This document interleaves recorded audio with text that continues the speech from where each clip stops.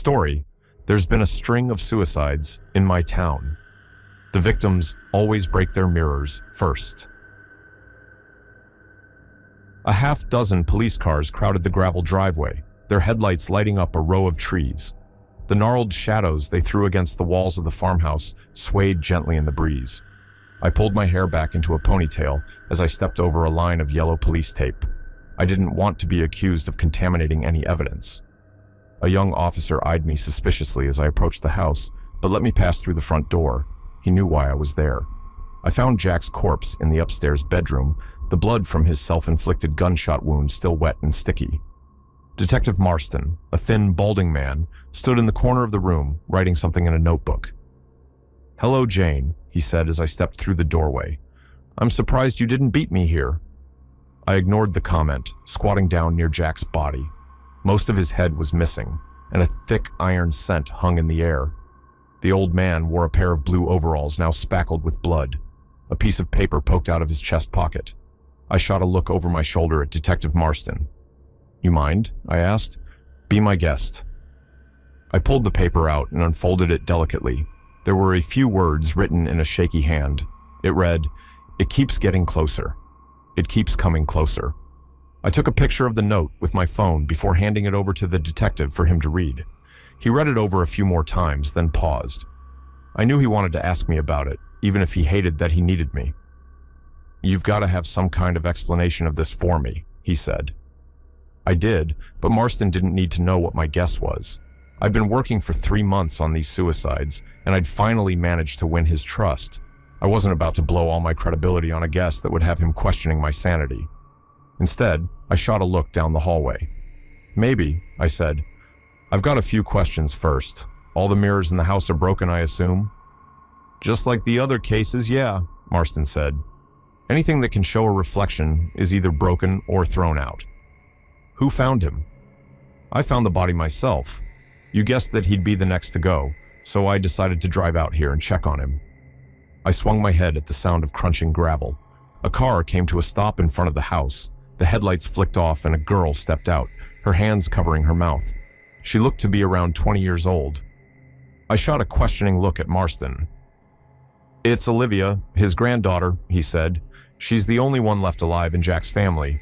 We called her a half hour ago." He stared at me, his eyes hard. "Is she going to be next?" I shut my eyes and rubbed my forehead. "Yeah, probably," Marston cursed. I handed him a business card. "If he wrote anything else down, please let me know." He took the card with a grunt, stuffing it into his back pocket. I left the room and made my way out of the house and down the driveway. I stopped in front of the girl and extended my hand. "I'm sorry for your loss," I said. "My name is Jane. I'm a private investigator working on this case." Olivia's eyes hardened, and she didn't take my hand. "I don't have anything to say to a reporter." "I'm not a reporter." I paused, gathering my resolve. "And if you don't come with me, I think you're going to die like the rest of your family." Her eyes widened. "Whatever's causing these suicides is spreading," I said, "spreading to friends and family of the victims. First it was your aunt, then your cousin, now your grandpa. You're the last one. It might already be too late, but it's possible I can help you." She looked from me to the farmhouse over my shoulder, suddenly looking as if she might cry. "Okay, what should I do?"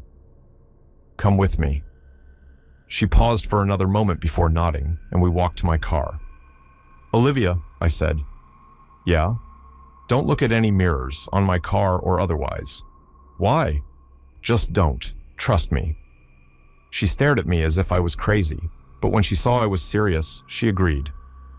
I drove towards the road, gravel crunching under my tires. The first few minutes of the drive passed in silence. Olivia took a deep breath, then turned to look at me. "So, what's going to happen to me?" "First, I'll tell you what I know, then what I guess," I said, running over the details in my mind. "The pattern for each victim is the same. According to their friends and family, victims start by showing erratic and paranoid behavior." "Grandpa Jack was the same," Olivia said, "ever since he found my aunt's body." I nodded. Their paranoid behavior is always followed by their breaking or covering of all reflective surfaces. Suicide comes next. The next victim is usually a close friend or family member, typically in the same household.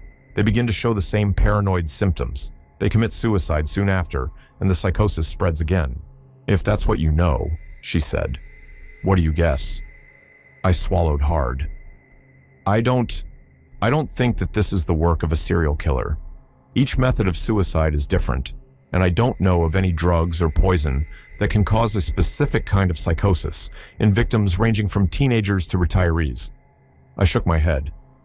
I probably should have dismissed that possibility a long time ago. If not a serial killer, then what? I said, trailing off as we reached my apartment. I paused to park and walk up the flight of stairs to my door, locking the deadbolt behind us for all the good it'd do. Then what? She asked again. I walked to my home office and pulled out a folder. I've followed up on nearly 30 deaths over the past 3 months. Some of them left suicide notes. I pulled out the pictures I'd taken from the crime scenes. Most of the suicide notes were short, and all were disjointed and confusing. I handed them to her one at a time. I saw it reflected in Marge's eyes. Even her eyes aren't safe. I can't sleep. It'll be watching me. The fingers. It was in my rearview mirror today. It's almost touching me. Olivia continued to flip through the suicide notes, her expression growing more and more disturbed. I finally pulled out my phone and showed her the note her grandfather had written. It keeps getting closer. It keeps coming closer. Was this from my grandpa? Olivia asked, her voice choked. Yes.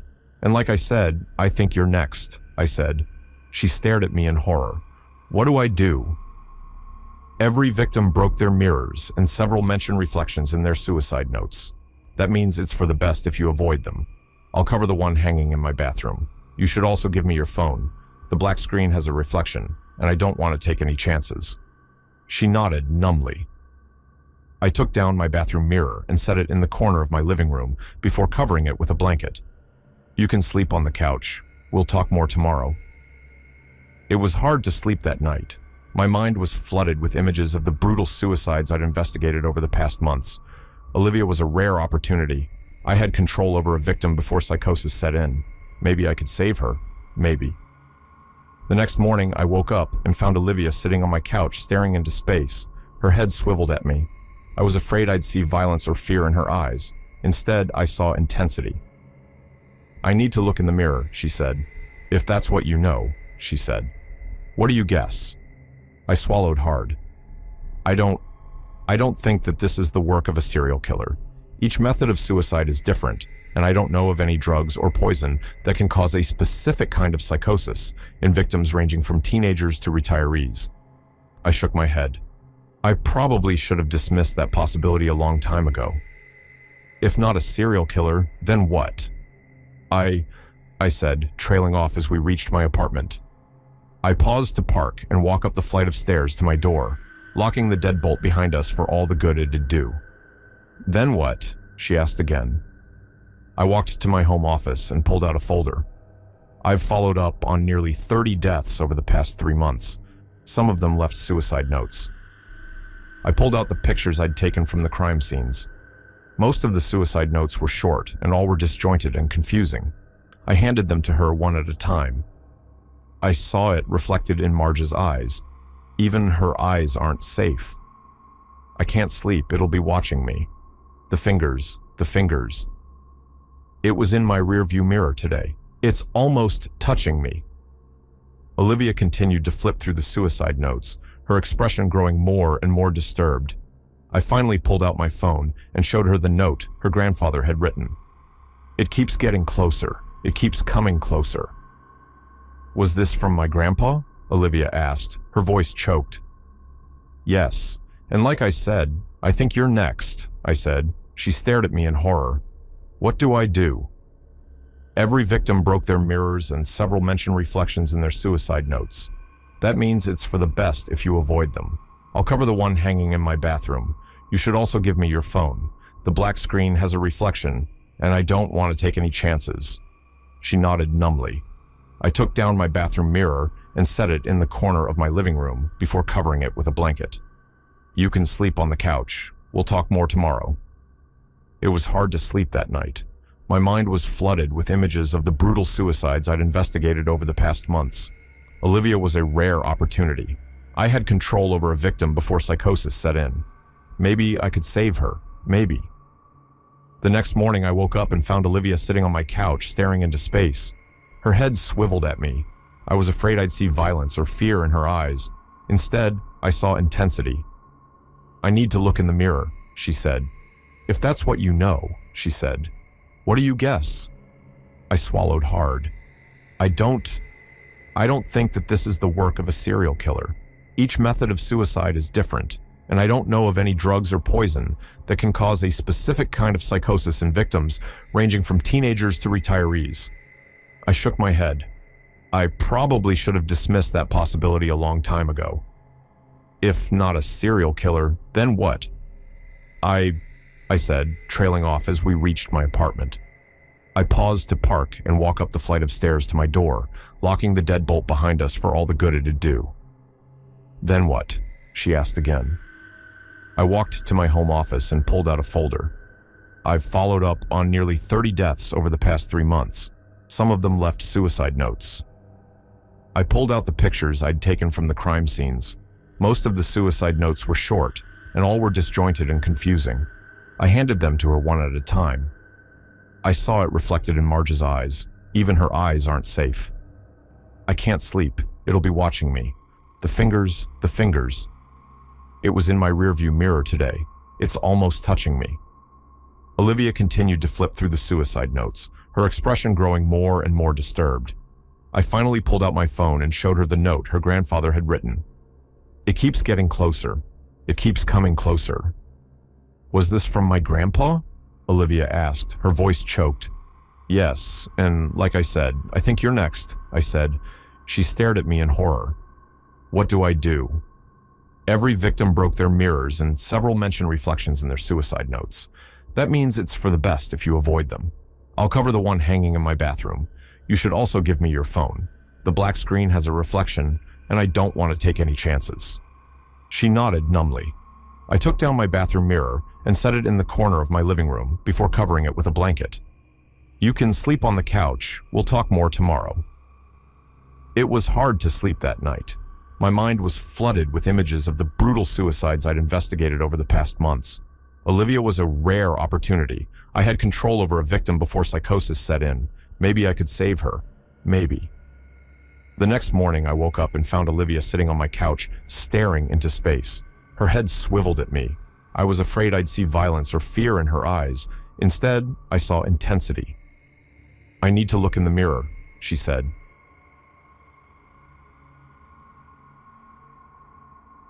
Story: The Midnight Covenant. The town I inhabit, a place I've called home for the majority of my conscious life, is, by most conventional metrics, perfectly pleasant. It's quiet, almost unnervingly so at times. The kind of stillness that can feel less like peace and more like a held breath. Quaint is another adjective often ascribed to it. With its tree-lined streets, meticulously kept colonial-era houses, and a main street that seems perpetually trapped in a sepia-toned photograph from a bygone era. My dream, a fervent, burning ambition that fuels my late-night study sessions, is to escape to the city once I graduate from college. I crave the thrum of a metropolis, a life saturated with activity, with the exhilarating chaos of human endeavor. More exciting, more alive. I reside here, in this paradoxically grand, yet modest dwelling, with my parents and my twin sister, Clara. Both my parents are educators, dedicated but chronically underpaid, their lives a testament to the thankless nobility of shaping young minds. Consequently, our upbringing has been one of careful frugality. We've never been spoiled with material excess. The value of hard work for every earned dollar was a lesson ingrained before we could properly tie our own shoelaces. Gratitude, a profound appreciation for everything we possessed, however meager, was the bedrock of our childhood. Considering their modest incomes, The sheer scale of the house we've occupied since my early teens has always been a quiet enigma. Our small town, despite its sleepy demeanor, carries a certain prestige. A cursory online search of property values in our neighborhood elicits a gasp of astonishment. My parents must have toiled with an almost superhuman diligence, saving with a monastic discipline throughout those years to afford such a place. Or so I always assumed. Their success in acquiring this substantial home, a silent testament to something, means I do my part to extract whatever pearls of wisdom I can from them. Clearly, they understand a thing or two about how to win at life, even if the methods remain shrouded in a peculiar familial secrecy. Of all the expectations and guidelines my parents have laid upon Clara and me, one rule stands paramount, delivered with an unnerving sternness that brooked no argument, a rule that felt less like a parental decree and more like an ancient, unbreakable law. If you're going downstairs after midnight, you must bring someone with you. Ever since we first crossed the threshold of this house, this directive has been a constant, almost liturgical refrain. They would weave it into casual dinner table conversations, a sudden, somber note amidst discussions of schoolwork or weekend plans. It would be the parting reminder, before we'd head off to school, their eyes holding a flicker of something I couldn't quite name. Anxiety, warning. Sometimes, if they heard the soft creak of floorboards in the upstairs hallway late at night, indicating one of us was stirring, one of them would invariably rise from their bed. Their silhouette would appear in our doorway, a silent sentinel ready to accompany us to the bathroom or to the kitchen for a glass of water, their presence a comforting yet subtly unsettling chaperone. The strangest aspect of this unwavering rule was its apparent lack of practical necessity. Clara and I, truth be told, rarely had any compelling reason to venture downstairs after dark, let alone after the witching hour of midnight. Our bedrooms, the main living room where we watched television, the kitchen where late-night snacks were procured, the bathrooms, essentially every facet of our daily lives was conveniently located on the upper floor. The downstairs area, a cooler, dimmer region of the house, held a sparsely used games room, cluttered with relics of our younger childhood, and a labyrinthine storage area, a repository for seasonal decorations and forgotten belongings. I couldn't conjure a realistic scenario where either of us would need to descend into that lower realm in the dead of night. Naturally, as inquisitive children do, Clara and I would occasionally question them. Why, Mom? Why this rule? What happens if we break it? Is there a monster? Our childish inquiries would usually be met with a practiced deflection.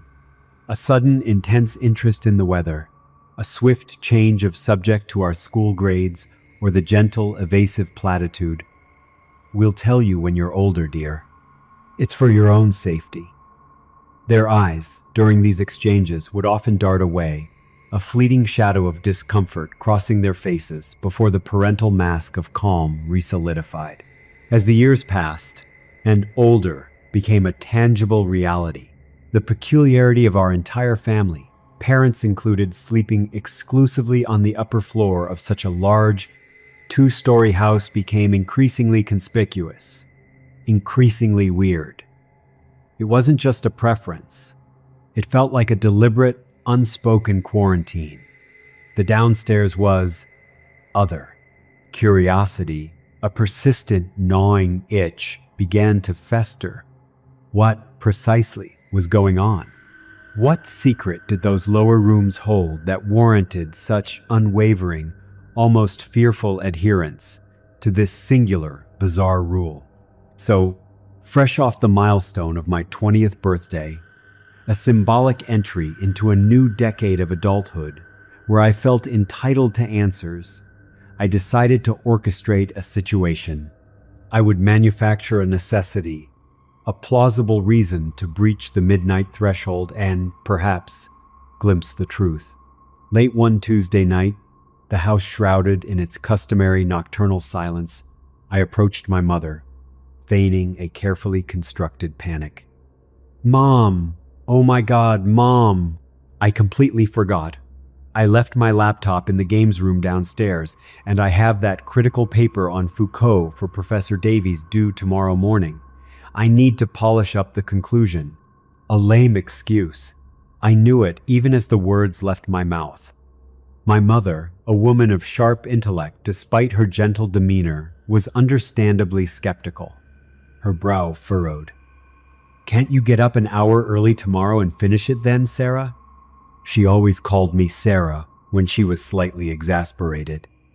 "Why on earth did you leave such an important assignment until the absolute last minute?" I parried her questions with a well-rehearsed volley of further fabrications. "I honestly thought it was due on Thursday, Mom. I must have misread the syllabus.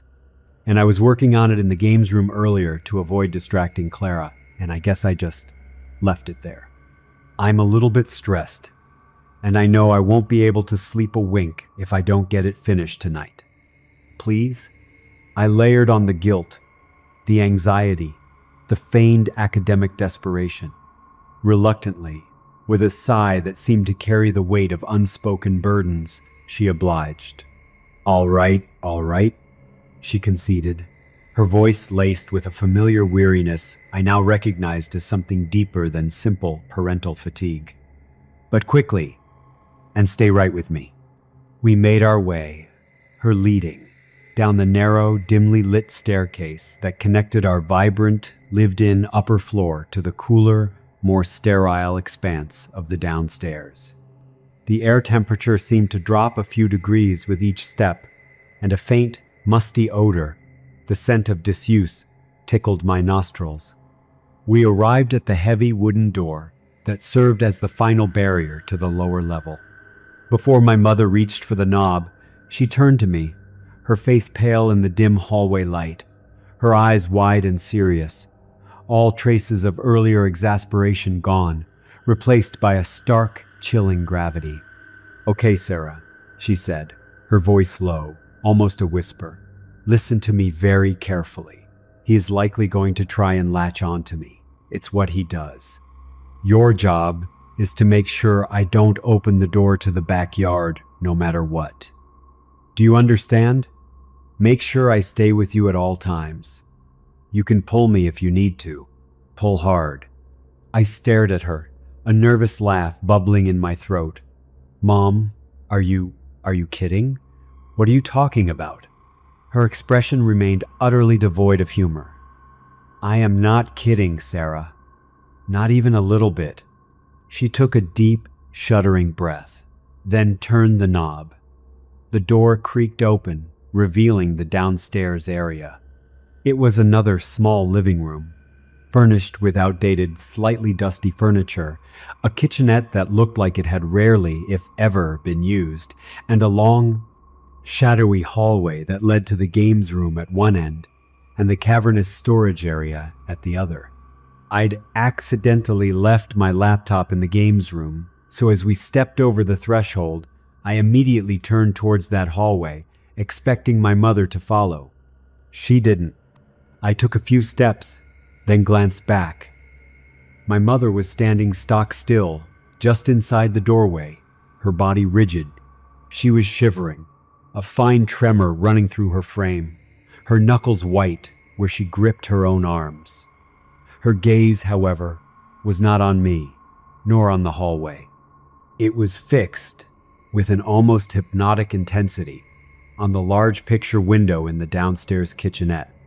It was a big window, offering an expansive view of our large, mostly empty backyard, a dark expanse of lawn bordered by dense, unkempt woods that marked the edge of our property. The blinds, as was customary for the downstairs, were pulled all the way up, leaving the glass pane a stark, reflective black mirror in the dim interior light, or a gaping maw into the nocturnal world beyond. "Mom?" I called softly, confused by her immobility. "The games room is this way." She didn't respond. Her stare remained locked on the window, unwavering, almost reverent.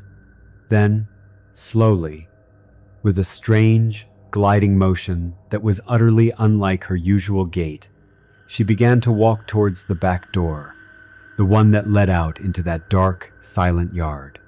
Her movements were stiff, puppet-like, as if she were being reeled in by an invisible string. "Mom, what are you doing?" I cried out, a surge of genuine alarm, a primal fear, eclipsing my manufactured academic crisis. That's when I saw him. He wasn't inside the kitchen.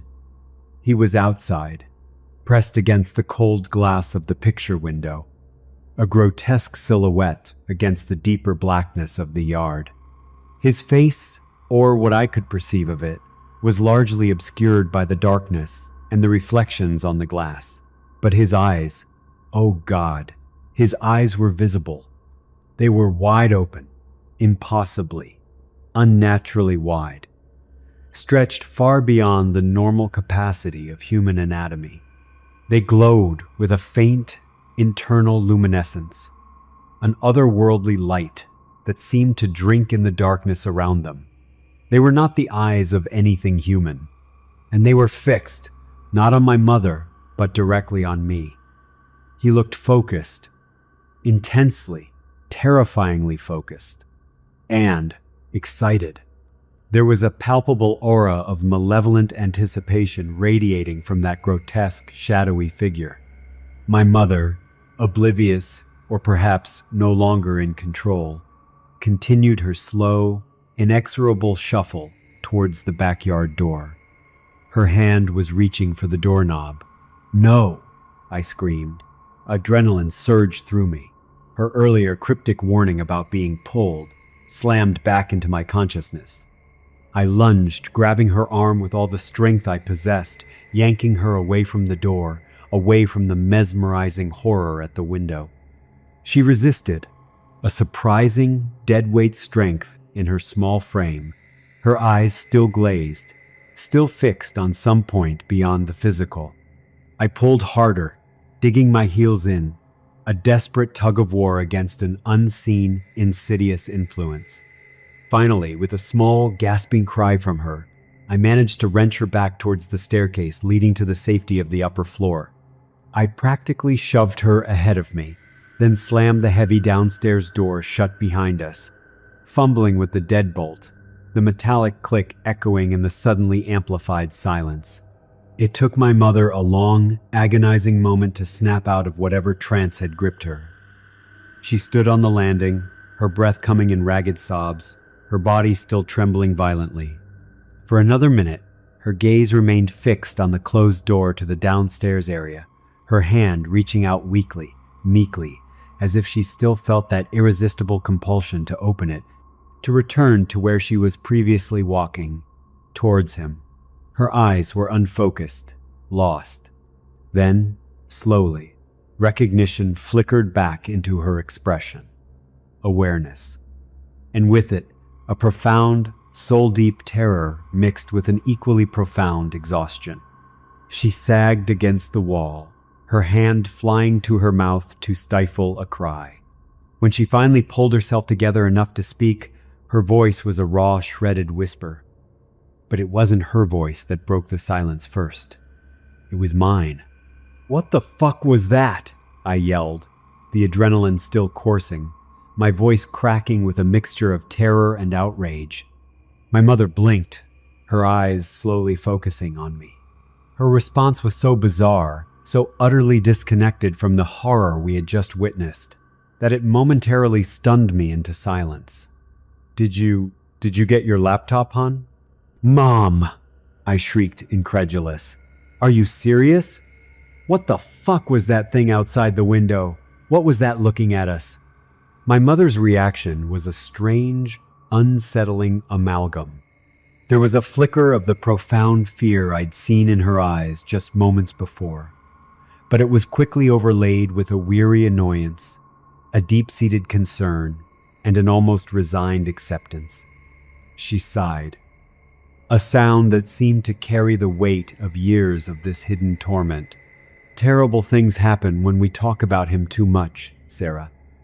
she finally responded, her voice flat, devoid of emotion, as if reciting a rote learned catechism. It excites him. As long as we go downstairs in pairs, after midnight, we're always okay. He can't. He can't fully influence too. No one's let him in. Not yet. And that apparently was that. The explanation, if one could even call it that, was offered and then immediately withdrawn. I continued to bombard her with frantic questions as we made our way back up to the relative sanctity of the second floor, but she just flat out ignored me at this point, her face a pale, impenetrable mask. She retreated into a shell of silence, leaving me alone with my terror and 1,000 unanswered, horrifying questions. I had no idea what to do. The image of those wide, otherworldly eyes, burning with a focused, predatory excitement, was seared into my brain. I desperately wanted to tell Clara, my twin, who was generally so carefree, so unflappable. But a part of me, a protective, fearful part, knew that it would only transfer this terror to her, achieve nothing but spreading the nightmare. I tried bugging my dad about it over the next few days, cornering him, demanding answers. He too deflected, his evasion smoother than my mother's, but no less absolute.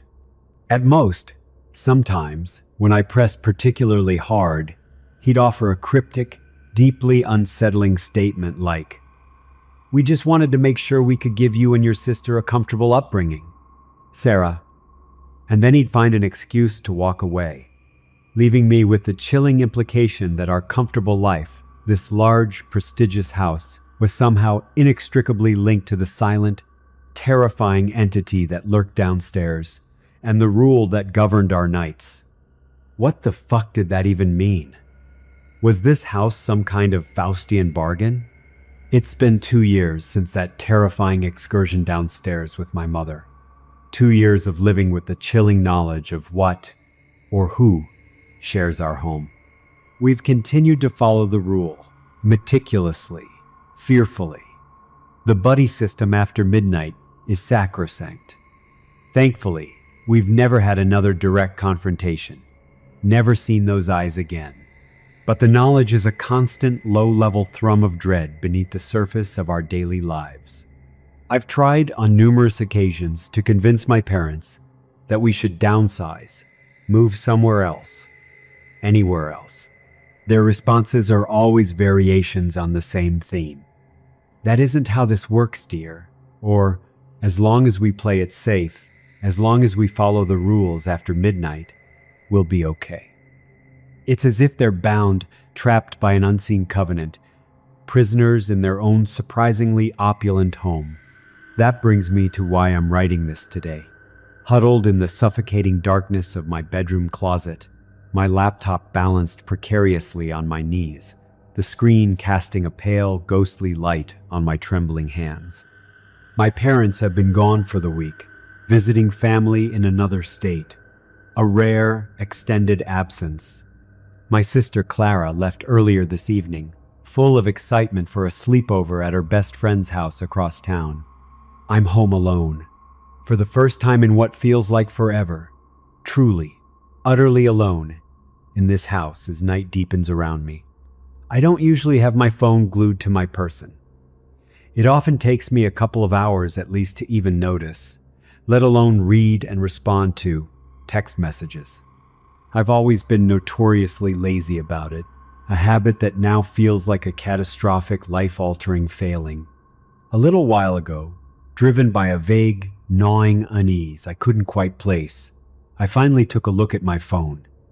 There was a missed text message from Clara. "Hey, super random, but I think I might be accidentally left the downstairs door open when I ran down to grab my charger before I left. Pretty sure I closed it, but lol brain fog. Just Anne. For your information, please close it whenever you get a sec. Louvre." She sent this text message 4 hours ago. I read it, my blood turning to ice water in my veins, at 10 minutes past midnight. The rule, the sacrosanct, life-preserving rule, the downstairs door, potentially ajar. For hours, after the threshold of midnight had been crossed. I'm writing this from the cramped, oppressive confines of the closet in my room. So far, I think I'm okay. Maybe she's misremembering. Maybe, in her rush, she did shut it properly. Maybe the latch caught. I cling to these slivers of hope, these desperate rationalizations, like a drowning woman, clinging to driftwood. The only thing I'm truly worried about, the thing that is making my teeth chatter and my skin crawl with a terror far more profound than simple fear of the dark, is that I'm starting to shiver a little bit. A fine, persistent tremor, just like my mother's that night. And I have this inexplicable, insidious urge, a cold, sweet whisper in the deepest recesses of my mind, to get out from this hiding spot, to unlock my bedroom door, to walk to the top of the stairs, to go down, so that he can find me. The silence in the house is no longer just silence. It's an expectant, listening void. And I think I just heard a floorboard creak downstairs. Very soft, very deliberate.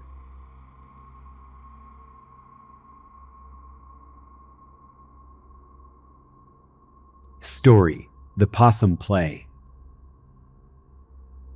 Has anyone, in the desolate annals of unfortunate experiences, ever found themselves ensnared in a situation quite like this? I pray not. Forgive the abruptness, but the tendrils of unreality are tightening, and I need to anchor this before I'm completely adrift. It all began, or rather the overture to this waking nightmare played its first discordant notes last week. I share a sprawling, slightly dilapidated house with 4 other souls: Jez, the pragmatic and often overbearing one; Lily, the quiet enigma; Dane, the laid-back gamer; and Miguel, usually the most rational of the bunch. It is Lily who I am now, sickeningly, horrifyingly certain is dead, despite the unwavering, almost fanatical insistence of my housemates that she is merely pretending. And, God help me, at first I entertained the possibility. It's an old trick of hers, a peculiar defense mechanism. Lily is, or was, intensely introverted, a creature of quiet corners and unspoken thoughts. When the cacophony of social interaction became too overwhelming, or when she simply lacked the desire to engage, she would retreat into a state of feigned slumber. A still figure, eyes closed, breathing shallow. We had a name for it, a light-hearted, dismissive term, playing possum. A charming eccentricity, we thought. But this is no game. She's been playing possum for nearly a week now, since last Monday, except her eyes aren't peacefully closed. They are open, fixed in a wide, unseeing stare that seems to pierce through me, through the very walls of this house. Her face, once imbued with a subtle, shy rosiness, is now a canvas of ghastly hues. A waxy, grayish white that has, over the intervening days, begun to curdle into mottled patches of a sickening, bruised, purplish black. Her body, once slender, is bloating, distending the whimsical fabric of her panda onesie, a garment she hasn't shed since this macabre performance began. Yesterday, I saw a fat, iridescent blowfly land with obscene familiarity on her exposed eyeball. It crawled, undeterred by any blink, and I swear, with a lurch of my stomach that brought bile to my throat, I think it laid eggs there, in the viscous fluid that now coats her unseeing orb. And the smell. Oh God, the smell.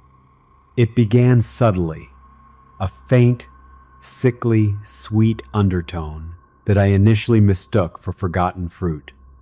Now, it permeates everything. It clings to the curtains, to the upholstery, to my clothes, to my hair. It's the unmistakable, cloying, gag-inducing stench of a corpse in active decay. Rotting meat, yes, but with an added, uniquely foul chemistry, a hint of ammonia, a whisper of sulfur, the deep, earthy signature of putrescence. And that panda onesie, that once cute, now utterly grotesque panda suit is saturated with it, stained with fluids I dare not identify, a fuzzy, cartoonish shroud for the horror it contains. I am convinced, with a certainty, that chills me to the marrow, that Lily died in that chair, in that onesie, last Monday. And everyone else, Jez, Dane, Miguel, they are all locked in some shared, inexplicable, terrifying state of denial. But does that even compute? How can three ostensibly rational individuals collectively ignore the glaring, stinking, decomposing reality of a dead body in their living room? How can they all look at that thing, and see only a sick, introverted girl playing possum? Am I the delusional one? Is this some elaborate, twisted social experiment? A bizarre psychological prank designed to unravel my sanity? I keep expecting a smarmy reality television host to burst from behind the wilting potted fern in the corner, for a hidden studio audience to erupt in laughter or applause, revealing the elaborate deception. I feel like I'm coming unglued, the seams of my reality fraying thread by thread. I'm sitting on the threadbare sofa in our shared living room as I write this, by the way. The cheap plastic of my laptop keys feels slick beneath my trembling fingers. I'm sitting here, trying to appear casual, trying to breathe shallowly through my mouth, looking across the cluttered television room at Lily. She's propped up in the same worn armchair she expired in, eyes wide, unblinking, reflecting the flickering light of the muted television with a dead, glassy sheen.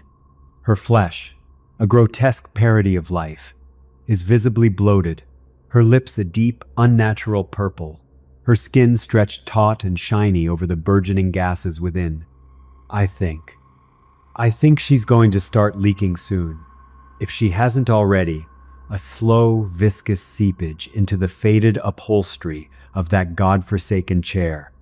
But let me rewind, drag us back through the mire of these past few days to last Sunday. Sunday night is when it truly began. Sunday is when we hit the old lady's cat. It wasn't intentional. Please believe that. It was an accident, a confluence of poor judgment and terrible luck. We'd all imbibed a bit too enthusiastically at a local pub quiz, cheap beer, and a misplaced sense of invincibility. I was driving, a decision I now replay with sickening, self-recriminating clarity. Dane was in the passenger seat, fiddling with the radio. Jess, Miguel, and Lily were crammed in the back, their laughter and slightly slurred singing filling the car with a false, fleeting bonhomie. The road was dark, a narrow, tree-lined lane on the outskirts of town, and the Petite just freaking materialized. A blur of solid black, a shadow detaching itself from the deeper shadows of the verge, darting out into the road directly in our path. There was no time to react, no time to swerve. Just a sickening, dull thump, a jolt that resonated through the chassis of the car and directly into the pit of my stomach, which flipped with a nauseating lurch. Silence descended, thick and immediate, punctuated only by the idling engine and my own ragged breath. And then a porch light flickered on at a nearby cottage, a small, hunched figure emerging, an old woman. She saw the crumpled black shape in the road, saw her beloved pet, and a sound tore from her throat, a raw, keening scream of pure, unadulterated anguish and rage that seemed to claw at the night air. She stumbled towards the cat, her cries echoing in the sudden, terrible stillness. Lily, ever the pragmatist, or perhaps just desensitized by the alcohol, leaned out of the back window. "You should have kept your cat inside, lady," she called out, her voice a little too loud, a little too abrasive. "Not let it wander near a busy road like this." The old woman, cradling the lifeless body of her cat, slowly looked up. Her face, illuminated by the harsh glare of our headlights, was a mask of profound grief and incandescent fury. Her eyes, dark and ancient, seemed to burn into Lily. And then she began to speak, or rather, to chant. Words in a strange, guttural language I didn't recognize. A torrent of harsh syllables and sibilant whispers that felt older than the trees, older than the road. The air around us seemed to drop several degrees. A sudden, unnatural chill that prickled my skin despite the warmth of the car. We were unnerved, but bravado, fueled by alcohol and youthful arrogance, took over. We called her crazy, muttered about senile old women, and I slammed the car into gear and drove away, leaving her standing there in the road, still cradling her dead cat, her whispered imprecations following us into the darkness. Long story short, I think that lady was a witch, and I think she hexed us for killing her cat. More specifically, I think she hexed Lily. No, I don't think. I know, because as we pulled away, I glanced in the rearview mirror. The old woman was pointing directly at our retreating car, directly at where Lily was sitting, and though I couldn't hear her over the engine, her lips were still moving, forming those alien, potent words. So that was Sunday night. A night of drunken carelessness and a chilling, quickly dismissed encounter. Come Monday morning, I was up early, as usual, a creature of habit even after a late night. The house was quiet, the air thick with the pre-dawn gloom. The only other person stirring, or rather, present, was Lily. She was already in her customary armchair in the living room, the one facing the television, bundled up in her ridiculous, fluffy panda onesie. Her back was mostly to me as I passed through on my way to the kitchen. "Morning, Lily," I said, my voice still a little rough. No response. Just a continued, unnerving stillness. She had that 1,000-yard stare, her gaze fixed on the blank television screen. I figured she was in one of her possum moods, perhaps nursing a hangover, and just wanted to be left alone. I didn't think anything more of it, made myself some coffee, and headed off to my part-time job at the campus library. It wasn't until I returned in the late afternoon, the sun already beginning its descent, that the first real tendrils of unease began to wrap around me. Lily was still in the chair, the exact same pose. Still cocooned in that damned panda onesie. The television was still off. The only thing different was the quality of the light in the room, now imbued with the long, melancholic shadows of late day. "Lily, you all right?" I asked, a little louder this time.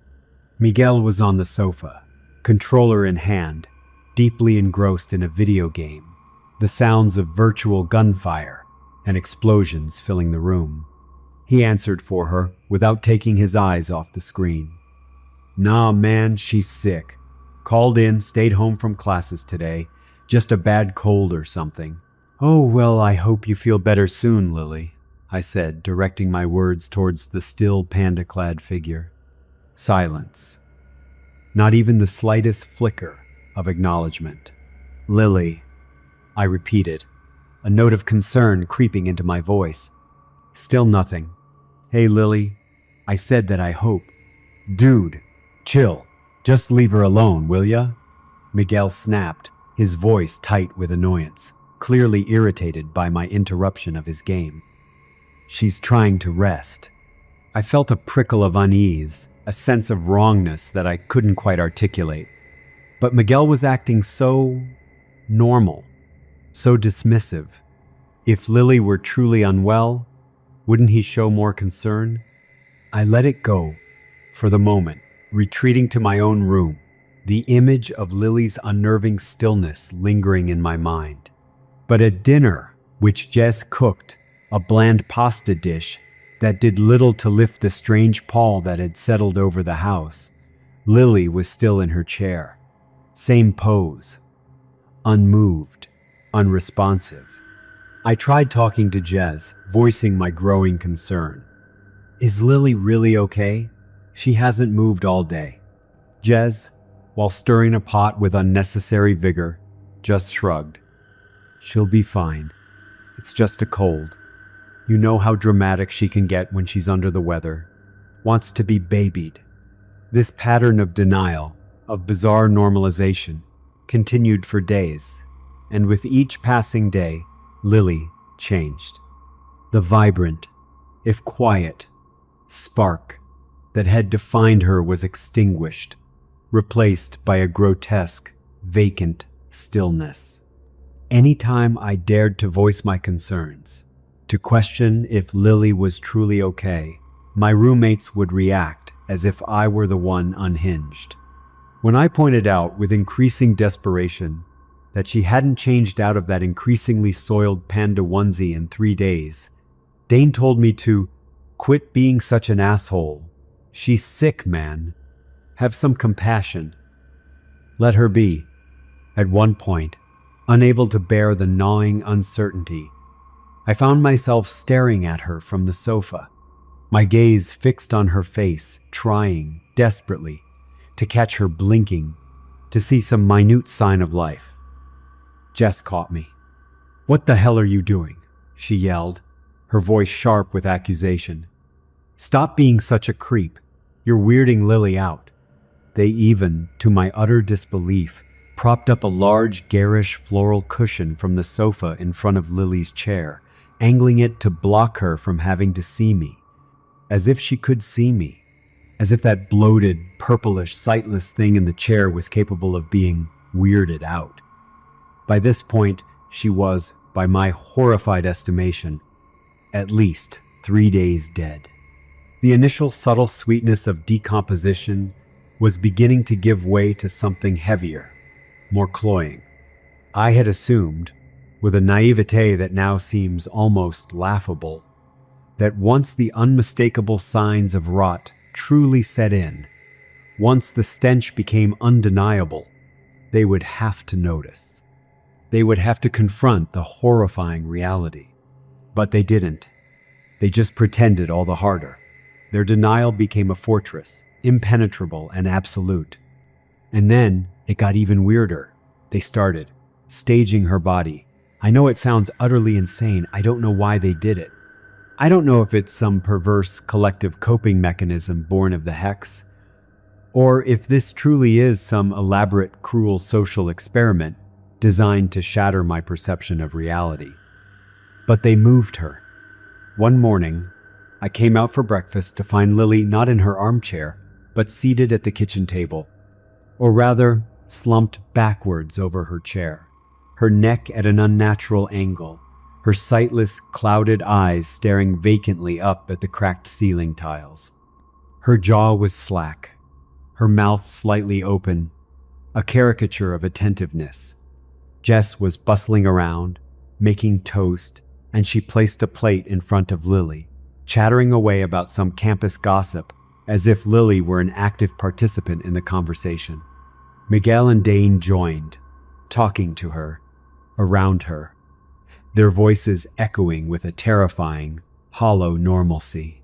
By this point, she also stank. Oh God, the stench. It was no longer subtle. It was a physical presence in the house. A thick, greasy miasma that coated the back of your throat and made your eyes water. I even noticed Miguel and Dane, despite their verbal insistence that Lily was merely super depressed, surreptitiously keeping their distance from her, breathing shallowly through their mouths. Their noses wrinkled in unconscious disgust when they thought no one was looking. I tried to talk to them about it later that day, cornering Miguel in the hallway. Dude, the smell. You have to smell it. It's not just unshowered depression. It's something else. Miguel just wrinkled his nose at me, as if I were the source of some offensive odor. Yeah, I know, man. It's gross, he conceded, his voice low. But look, Jess says she's never seen Lily this bad before. She's still mad upset about that cat incident. Apparently, it triggered something. Just let her be, okay? We gotta let her work through this. she'll come out of it. Until then, things like showering and, getting out of bed, they're really hard for her when she's in one of these deep funks. I almost screamed at him. Yes, Miguel, those things would be incredibly hard for a dead person to do. Nearly impossible, in fact. But the words caught in my throat, a strangled knot of disbelief and despair. How could he not see? How could he not smell? I finally managed to choke out, "Dude, I think she's literally rotting in that panda suit." He chuckled, a short, nervous sound, and shook his head, a dismissive gesture that made my blood boil. "Come on, man, don't be such an asshole. That's not cool." That was the breaking point. I finally did what I should have done from the very beginning. My hands shaking, my heart pounding with a mixture of fear and a desperate, flickering hope, I called the police. I requested a wellness check on Lily last name, giving our address. When the two officers arrived, their expressions bored and professional, my roommates tried to send them away at the door. Jess was all placid reassurance. "Everything's fine, officers. Our roommate is just a bit under the weather, sleeping it off. No need to disturb her." But I pushed past them, my voice trembling but firm. "No, she's not just under the weather. You need to see her," I insisted, pointing dramatically towards the living room, towards the corpse in the panda costume, still propped in the armchair by the television. That chair, it was truly horrifically gross by now. A dark, viscous stain was spreading across the seat, and the fabric of the onesie around Lily's midsection looked damp, almost translucent in places. The air around it was thick with the buzzing of flies. The cops exchanged a glance. Then, with a sigh that suggested they dealt with dramatic student households all too often, they stepped inside. They walked over to Lily. I held my breath, a terrible, suffocating pressure in my chest. This was it. The moment of truth. The moment the charade would end.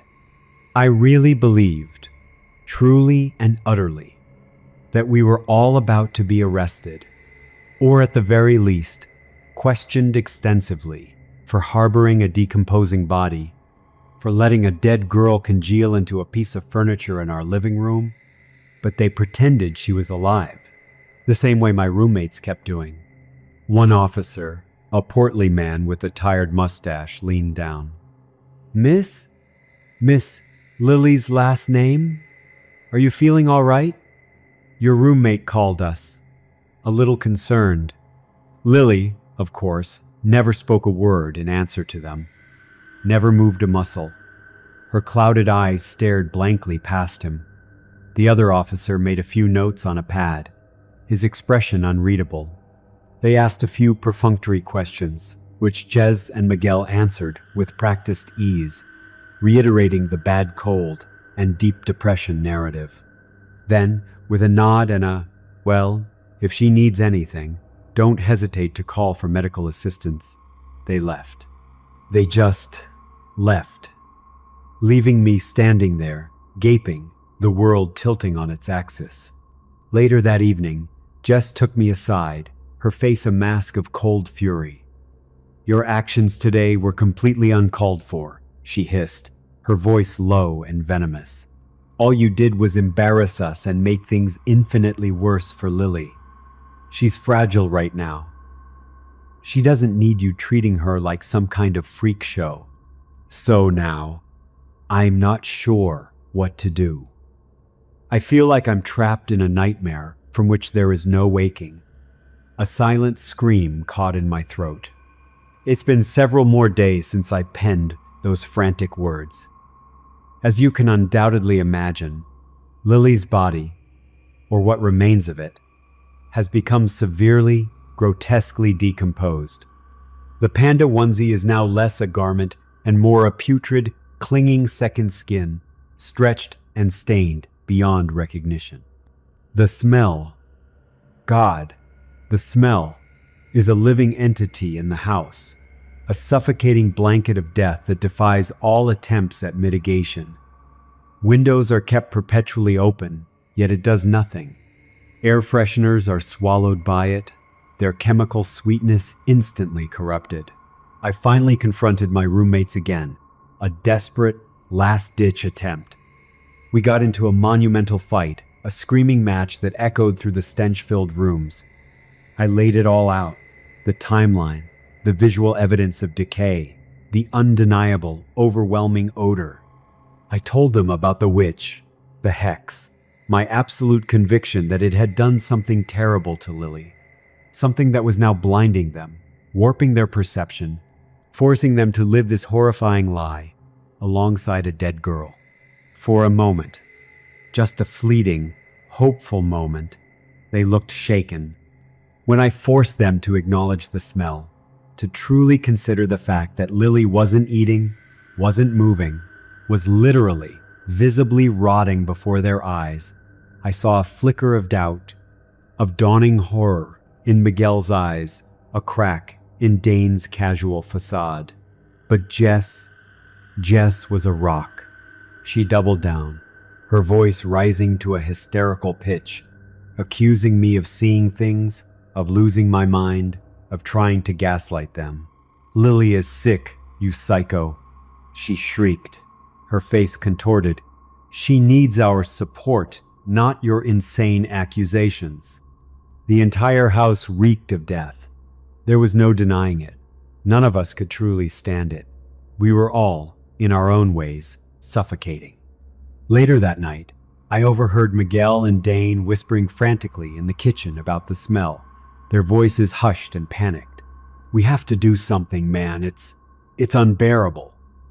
But then Jess entered, and a single withering death glare from her silenced them instantly. They clamped up, their brief moment of clarity extinguished. So, I finally decided to take action. The only action left to someone who can see the truth in a world gone mad. Last night, under the cloak of a moonless, starless sky, I did it. My stomach churning, my hands protected by thick rubber gloves I'd bought specifically for this purpose, I bundled up the corpse in the panda suit. The body was surprisingly yielding in some places, horrifyingly rigid in others. The smell, up close, was an assault, a physical blow that made me retch repeatedly into a bucket I'd brought. I wrapped it in old bed sheets, then a heavy-duty tarp, taping it shut with an entire roll of duct tape. Getting it out of the chair was a grotesque, nightmarish struggle. Then, I half-carried, half-dragged the heavy, awkwardly shaped bundle out to my car and somehow managed to wrestle it into the trunk. I drove for what felt like hours, out into the desolate woods that border the far side of town, to a place I remembered from a misguided hiking trip years ago. A series of high, rocky bluffs overlooking a deep, wooded ravine.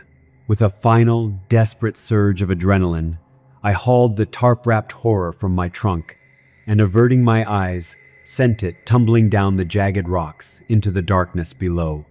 The sounds, the tearing of the tarp, the dull, sickening thuds as it bounced off unseen obstacles will haunt my nightmares for eternity. The animals out there, the coyotes, the vultures, they'll pick it to pieces. If it isn't already too far gone, too liquefied by decay for even them to stomach. I came back home as the first pale fingers of dawn were streaking the sky. The house, even with Lily gone, still felt tainted. I scrubbed the living room, focusing on the area around that hideous armchair. I doused the spot with bleach, then more bleach. I dragged the chair itself, that disgusting saturated throne of decay, out to the curb for bulk trash pickup. Then, and only then, exhausted, hollowed out, and smelling faintly of bleach and death, did I finally collapse into bed. I woke this morning, hours later, to the sound of Jess having a full-blown panic attack in the living room, screaming, crying, demanding to know where Lily was. I emerged, feigning grogginess, and told her simply, "Lily left." She packed a bag and left early this morning. said she needed to get away, to get some help. Jess accused me of lying, her face a mask of tear-streaked fury and disbelief. Lily wouldn't leave without telling me. Miguel, however, seemed different. He was quiet, watching Jess's meltdown with an expression I couldn't quite decipher. When Jess finally stormed out in her car, vowing to search every corner of the town for Lily, Miguel turned to me. A slow, almost imperceptible sigh escaped his lips. "Man," he said, his voice low, "I can finally breathe again in here. It really did smell bad. Someone needed to do something." He shook his head. "I hope Lily gets the help she needs. This clearly wasn't the right place for her.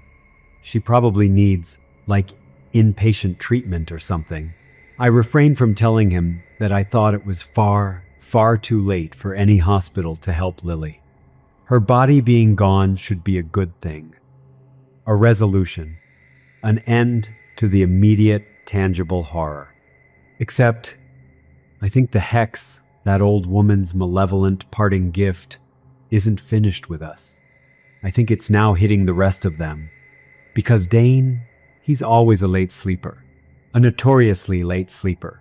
He didn't wake up through Jez's pre-dawn freakout, nor through my subsequent hushed conversation with Miguel. He just slept. But now it's late afternoon, the sun casting long, ominous shadows across the living room floor, and I just came out from my room and found him sitting next to Miguel on the sofa. They're playing video games. Or rather, Miguel is playing. Dane. Dane is just sitting there, controller in his lap, untouched. His eyes, like Lily's on that first horrifying Monday, stare straight ahead, fixed on the television screen but seeing nothing. His hands, usually so animated, so expressive when he games, are perfectly still, resting limply on his thighs. There's a first-person shooter blasting away on the screen, a cacophony of gunfire and explosions. Miguel keeps nudging him, telling him, "Dude, you suck today. You need to step up your game, man. You're getting slaughtered." But Dane is literally doing nothing.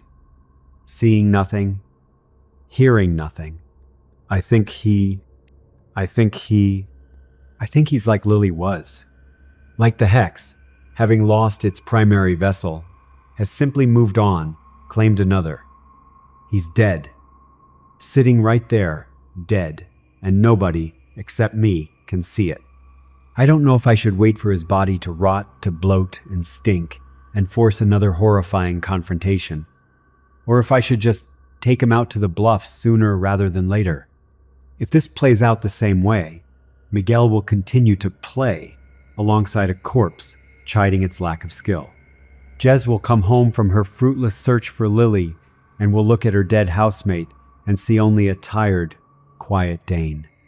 Even the police, if I were foolish enough to call them again, would likely pat his shoulder and tell him to get some rest. Why? Why am I the one the Hex didn't hit? Why am I the only one cursed to see the dead among the living? Is this my punishment for driving that night? Or is my clarity the cruelest part of the Hex itself? The silence in the house is different now. It's not just the absence of Lily. It's the presence of a new, cold stillness, emanating from the figure on the sofa. And the smell, I think I can already detect a faint, sickly sweet undertone in the air. Or maybe it's just in my mind. Maybe.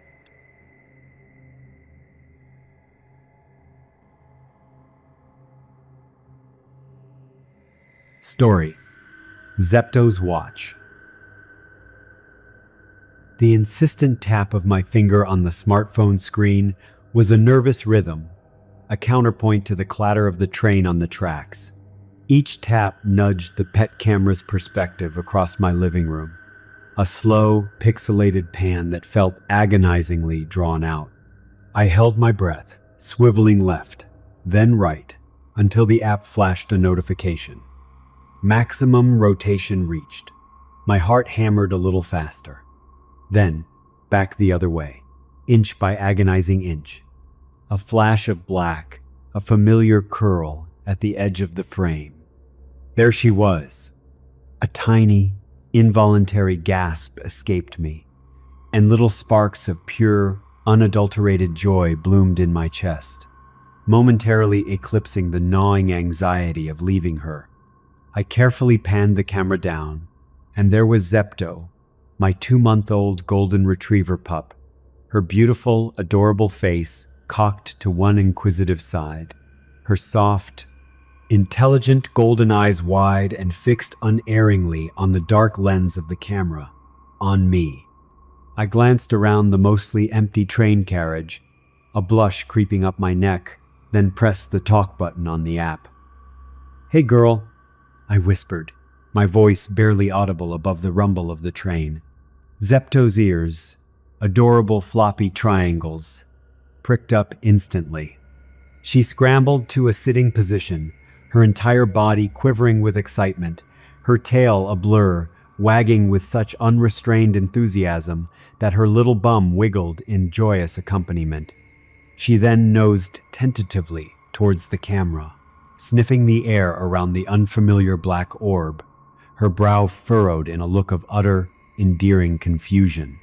I giggled out loud, a genuine happy sound, then quickly clapped a hand over my mouth, suddenly self-conscious.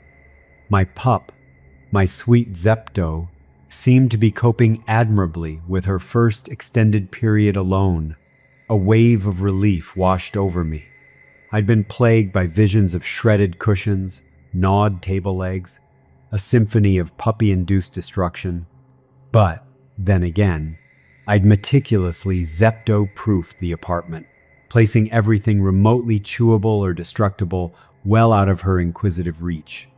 "I'll be home soon, baby," I whispered into the phone's microphone, watching as her tail thumped even harder against the polished wooden floor. So soon. It had only been 2 months since Zepto bounded into my life, a fluffy, chaotic ball of pure love. And this was the first time I'd ever left her truly alone.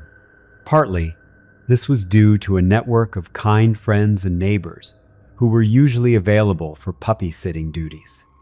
Mostly, however, it was because I am, by nature, a creature of habit and comfort, and my preferred habitat is my own home. In fact, a quick mental tally revealed I'd probably only ventured beyond my apartment building twice in the preceding 2 months. Some might say I desperately needed a life. I, however, contended that with Zepto by my side, I already possessed an awesome one, filled with slobbery kisses, playful pounces, and the unwavering loyalty only a dog can offer.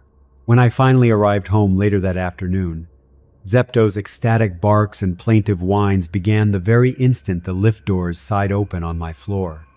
I could hear her tiny claws scrabbling frantically at the other side of my apartment door, a desperate, endearing tattoo of impatience. I fumbled with my keys, then flung the door open with a dramatic flourish.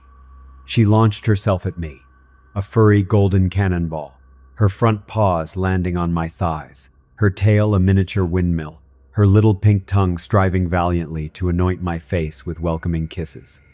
I bent down, laughing, and surrendered to the onslaught, her happy yips muffled against my cheek. A face wash was definitely in order, but it was a small price to pay for such an enthusiastic reception. I've been navigating the solitary landscape of this apartment for the past half-year, and in Zepto, I'd finally found the perfect companion, the ideal roommate. She was, admittedly, a handful, a whirlwind of puppy energy and mischief, but she was worth every chewed slipper, every interrupted Zoom call, every early morning potty break. As a freelance graphic designer, blessed with the flexibility of an internet-based career, it was relatively easy for me to structure my life around never having to leave her alone. Except, of course, for those unavoidable, dreaded occasions when clients, bless their Luddite hearts, insisted on face-to-face meetups. I loathed those. I settled down at my desk in the spare bedroom I used as an office. Zepto curled contentedly at my feet, her soft snores a comforting soundtrack to my work.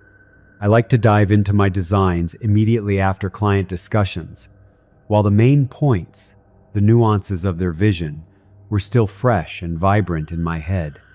Hours melted away, lost in the intricate dance of pixels and palettes.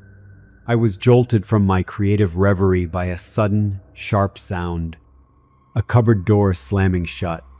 I sat bolt upright, my heart instantly kicking into a frantic rhythm. That sounded like it came from the kitchen, and the kitchen cupboards were far too high for Zepto to reach, even if she were so inclined. A cold prickle of unease traced its way down my spine. I slowly, silently, emptied my ceramic stationery holder of its collection of pens and sharp pencils, clutching the handful of makeshift weapons tightly, my knuckles white. My apartment was small, but suddenly it felt vast, filled with unknown, shadowed corners. I crept out of the office, Zepto trotting curiously behind me, her nails clicking softly on the floorboards. I carefully, painstakingly, turned the corner into the kitchen, peering past the edge of the wall, my breath held tight in my chest. Nothing.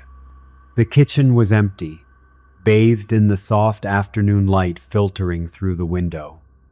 Every cupboard door was closed. A long, shaky sigh of relief escaped me. Old buildings settle. A draft, perhaps. A logical explanation. Nonetheless, an undeniable seed of disquiet had been planted. When I returned to my bedroom later that evening, Zepto padding faithfully at my heels, I locked the door before climbing into bed, a precaution I'd never felt the need for before.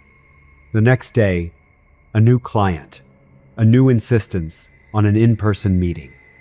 This time, a dinner. My heart ached with a familiar pang of guilt as Zepto, sensing my imminent departure, scurried to the doorway, her little body pressed against the metal gate I used to confine her to the main living area when I was out. She stared up at me, her golden eyes wide and imploring, a soft, heartbreaking whine emanating from her throat. "Bye, girl. Bye, baby," I cooed, kneeling to give her one last frantic cuddle. "I'll be back so soon. I love you so much." I patted her soft head, inhaling her familiar, comforting puppy scent, then steeled myself, stood up, and closed the apartment door. The click of the latch feeling like a betrayal. I could hear her whining, a desperate, forlorn sound, all the way to the lift, each cry a tiny stab to my heart. On the train journey to the restaurant, I immediately pulled out my phone, my fingers flying to the pet camera app. The connection was slow, agonizing. Finally, the image resolved. She was still there, a small, dejected golden bundle at the door, whining pitifully. For the entire half-hour ride, she lay there, a furry monument to canine devotion, occasionally getting up to sniff hopefully at the bottom of the door, her tail giving a single, hopeful thump before falling still again. It was heart-wrenching to watch. I needed to end this meeting early. Unfortunately, the client, a verbose gentleman with an encyclopedic knowledge of fonts I didn't know existed, had other plans. The edits and feedback were comprehensive, thorough, and, in a soul-crushing twist, a complete reversal of his initial brief. Something bright and fun was now. Something preferably more elegant and clean. The bold, loud font he'd championed was summarily dismissed in favor of swirly, fancy, more traditional fonts. And so on, and so tragically forth. It was well past dark, the city lights painting streaks across the restaurant window, by the time the meeting finally, mercifully, concluded. I practically sprinted out of the restaurant, foregoing any polite farewells, and flagged down the first available cab. Public transport, with its attendant delays, was out of the question. Not with poor Zepto waiting, alone and anxious. Once settled in the back of the cab, the city a blur of neon and motion outside, I activated the pet camera app again, my breath catching in anticipation. She wasn't at the door. a small sigh of relief. Good. At least she'd finally settled, gotten comfortable, perhaps found a favorite chew toy or curled up for a nap. I tapped the arrow, the camera beginning its slow, methodical swivel across the living room, left to right. The sofa, the coffee table, the bookshelf, my heart seized. A sudden, violent clench in my chest that stole my breath. The back of a figure. It had come into view in the far corner of the screen, partially obscured by a tall, leafy houseplant I'd optimistically been trying not to kill. I frantically tapped the arrow again, nudging the camera a little more, centering the image. A wave of profound nausea washed over me, my stomach bottoming out, the acrid taste of fear rising in my throat. I couldn't make out the figure's legs. It seemed to hover, just above the floor. Long, lank black hair cascaded down its back, obscuring its shoulders. The arms and torso were clothed in what appeared to be a ragged, shapeless white garment, like an old-fashioned nightgown, tattered and disturbingly unclean. It was just floating there, utterly still, its back to the camera. A cold, prickling fear, sharp as needles, crawled up my neck. My first instinct was to shove the phone into the cabbie's face, to babble, Look at this. Am I crazy? Tell me I'm crazy." But a deeper, more primal instinct, a superstitious dread, held me back. Perhaps if I didn't acknowledge it, if no one else saw it, it would simply disappear. A figment. A glitch in the app. Wishful thinking, I knew, even as the thought formed. Then, with an agonizing, unnatural slowness, the head of the figure began to turn. The side of its pale, almost luminous face appeared, revealing a glimpse of a sunken cheek, a sharp jawline, and a dark, hollow-looking eye socket. Then the head completed its impossible 90-degree rotation, its neck seemingly boneless. Both of its eyes, which I now saw were not merely dark, but a flat, dead, yet somehow glowing dark red, like dying embers fanned by an unholy breath, stared directly at the camera. At me. There was no expression on its face, no discernible emotion in those terrible red orbs. Only a cold, ancient, knowing regard. I gasped, a choked, strangled sound, and reflexively slammed the app shut, my phone clattering from my nerveless fingers onto the cab floor. My hands were shaking violently. "Hold on a moment." I managed to croak at the cabbie, who glanced back at me in the rearview mirror, his brow furrowed with mild concern. I considered wildly, asking him to divert to my friend Sarah's place, to gather reinforcements, to formulate a plan. But then, a single, devastating thought sliced through the fog of my terror. Zepto. Oh God, my poor, dear, innocent Zepto, alone in that apartment with that thing. What if it hurt her? What if it was already... "It's all right," I said, my voice trembling but firmer now, a new, desperate urgency overriding my fear. "Sorry. Just go ahead, and hurry, please, as fast as you can." Summoning every ounce of courage I possessed, a courage born not of bravery, but of a desperate, protective love. I retrieved my phone, my fingers fumbling as I reopened the pet camera app. I braced myself for that horrifying image, for those red eyes, but I let out the breath I'd been holding in a ragged, shuddering sigh when I saw that the corner was empty. It was gone, vanished. I took a few more deep, shaky breaths, trying to calm the frantic hammering of my heart, then forced my trembling finger to press the arrow button, making the camera swivel around the room once more. There was Zepto, safe, sound. My darling girl was fine so far. She was lying on the sofa, her head resting on her paws, and she was nuzzling against something, the thin air, it seemed at first. Her little nose nudged forward, her tail gave a soft, contented thump. I squinted at the grainy image, blinking my eyes repeatedly, trying to get a clearer view. Then I thought I made out a faint, almost translucent shape beside her. A white, fuzzy, vaguely human-shaped outline. A thigh. A leg. Zepto was nestled, with an almost serene contentment, against that thing. Was it corporeal enough to be felt? Was it lulling her into a false sense of security? The implications were horrifying. My cab screeched to a halt in front of my apartment building at that precise moment. I shot out, nearly forgetting to pay in my panic. I fumbled in my purse, threw a handful of cash onto the front seat. "Keep the change!" and started running, my lungs burning, my legs pumping. That fucking thing was not going to hurt my dog. Don't misunderstand me. I am, by nature, a colossal coward. I'm terrified of anything remotely supernatural. Ghosts, spirits, demons, the whole unholy menagerie.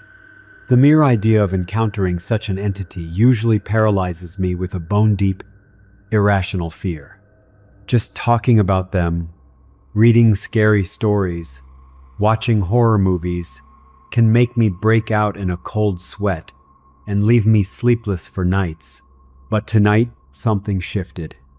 As I sprinted towards the building entrance, the image of those red eyes, of that floating figure, warred with the image of Zepto, so small, so innocent, so vulnerable.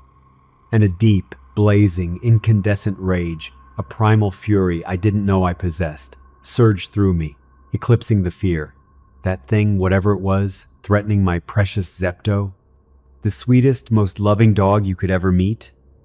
The dog who adored me with an intensity that humbled me daily.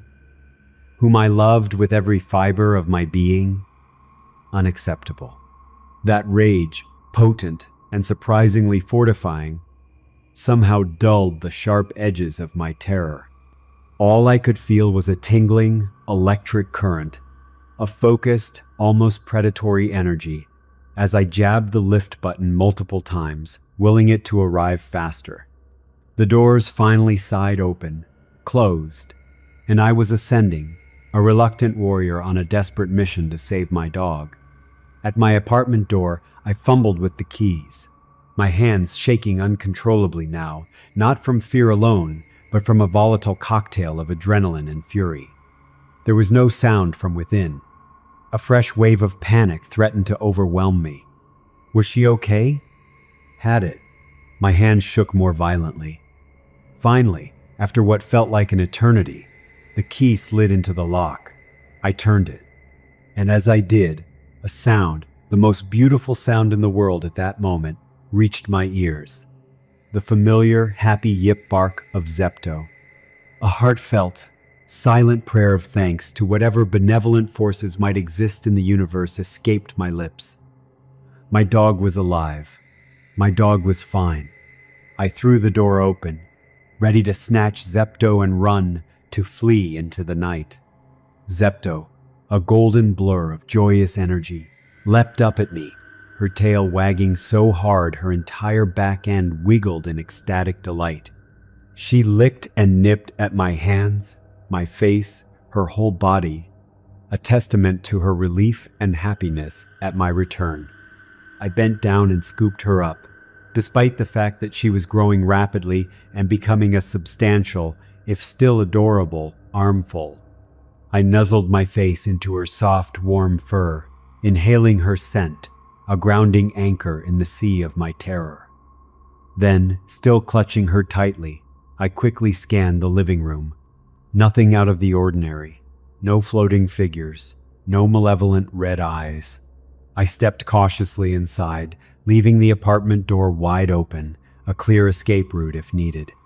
Holding Zepto in one arm like a precious, furry shield, I moved through the small apartment, checking every room, every closet, every shadowy corner. The bathroom, the kitchen, my bedroom. The office. Nothing. No one else was there. I didn't sense anything overtly off, other than the residual fear still thrumming through my own taut nerves and the lingering metallic taste of adrenaline in my mouth. Slowly, Tentatively, I began to relax. Perhaps it had been a glitch, a hallucination brought on by stress, and a bad pet camera feed. Wishful thinking again, but I desperately wanted to believe it. I placed Zepto gently on the ground, and she immediately began to zoom around the living room, overjoyed to have me home. I went to the kitchen to get a glass of water, my throat suddenly parched. Funny how thirsty sheer terror could make you. I opened the fridge, retrieved the cold water pitcher, closed the door, and poured myself a tall glass. Then I looked up, and its eyes, those same flat, dead, glowing red orbs, were boring straight into mine from the other side of the kitchen island, not 10 feet away. It was just there, silent, waiting. I screamed, a raw, ragged sound torn from my throat, and the glass slipped from my nerveless hand, shattering on the tiled floor, scattering shards of glittering danger. Zepto, alerted by my scream, came running into the kitchen, skidding to a halt beside me. She looked up at me, then in the direction of my terrified gaze, her head cocked, her expression one of pure, innocent confusion. She didn't seem to understand what I was so worried about, what had elicited such a primal sound of fear from me. She couldn't see it. Then the thing, its red eyes still locked onto my soul, swished forward with an unnatural gliding speed, a silent rush of cold air accompanying its movement. I felt an invisible, immense force shove me, hard, in the chest. I stumbled backwards, lost my footing, and fell, landing heavily, agonizingly, on the scattered pieces of broken glass that littered the kitchen floor. Sharp, searing pain shot up my legs and back. I gasped from the shock and the intense pain, all the while my heart juddered in my chest. A frantic drumbeat of pure, unadulterated fear. That was when Zepto growled. It wasn't her playful puppy growl, or even the low rumble she sometimes emitted when a stranger approached the door. This was a sound I had never heard her produce before, not in my presence, not ever. It was a deep, guttural, hair-raising snarl, a sound of pure primal fury and protective rage resonating from deep within her small chest. Her hackles were raised, her body tensed, a miniature golden warrior standing between me and the impossible. The thing, which had been advancing further towards me, actually paused. It looked surprised. Its red gaze shifted from me to the small, snarling dog at my feet. "No, Zepto, run!" I choked out, terrified for her. "Get out of here!" Zepto ignored my commands. She stood her ground, her snarls escalating, her teeth bared, a low, continuous growl vibrating through the small kitchen. The thing took a hesitant step back. An odd expression, if such a featureless entity could be said to have expressions, flickered across what I perceived to be its face.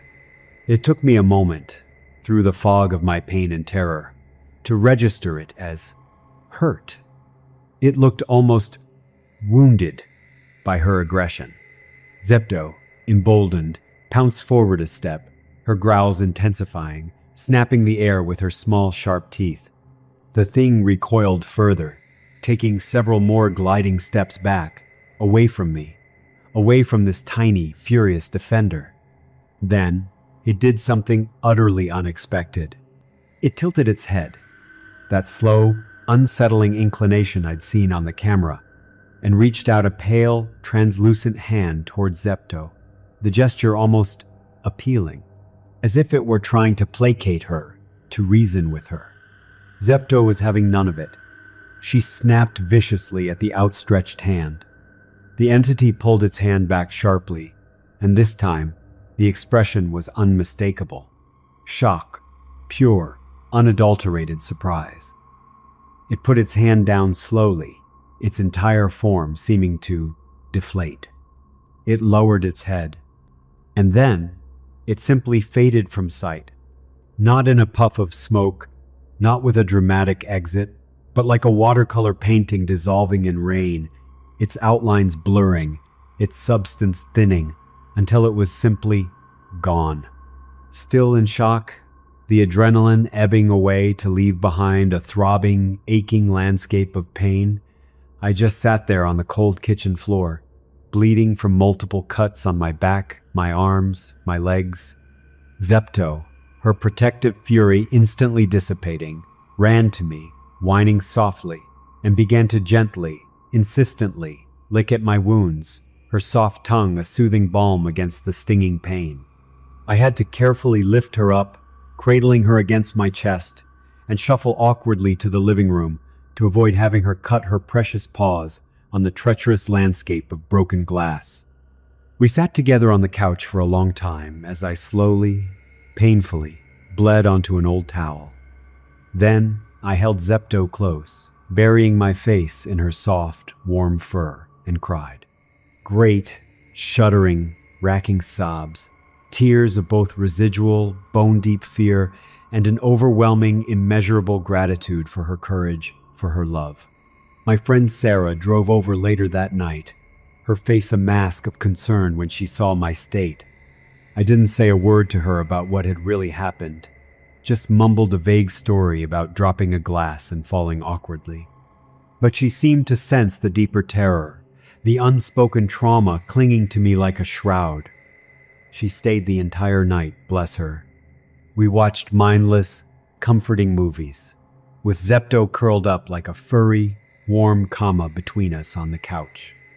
With Zepto laying her soft, fuzzy head on my lap, her gentle breathing a steady, reassuring rhythm, my frayed nerves slowly began to unwind. I stroked her head gently, feeling an even deeper, more profound love for her than before, something I hadn't thought was possible. We've moved out of that apartment since. There was no question, no debate. The very next day, my cut still stinging, my body aching, I packed my absolute essentials, Zepto's food, her favorite squeaky toys, her bowls, her bed, and we got out of there. We stayed at a pet-friendly bed and breakfast for a week, a sterile, anonymous sanctuary, until I found another apartment, smaller, brighter, and on the ground floor.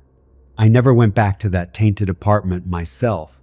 I hired movers to retrieve the rest of my belongings, instructing them to leave everything in clearly labeled boxes outside the new place.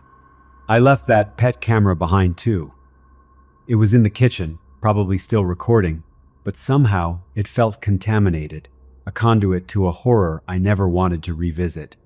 I got myself a brand new one, a different model, and set it up in our new, hopefully unhaunted home. It works just fine, showing only the mundane, adorable antics of a happy puppy. I hope, with every fiber of my being, to never have to leave Zepto home alone again. But life, as they say, happens. Clients will be clients. And if I ever do, you can be damn sure I'll be monitoring that camera with the obsessive vigilance of a hawk. And if need be, well, let's just say my new shoe cupboard now contains a rather eclectic and hopefully effective plethora of freaky, spirit-warding paraphernalia I found through some very late-night, very desperate internet searches. Sage bundles, iron filings, salt circles, the works. We would protect each other, Zepto and I, always.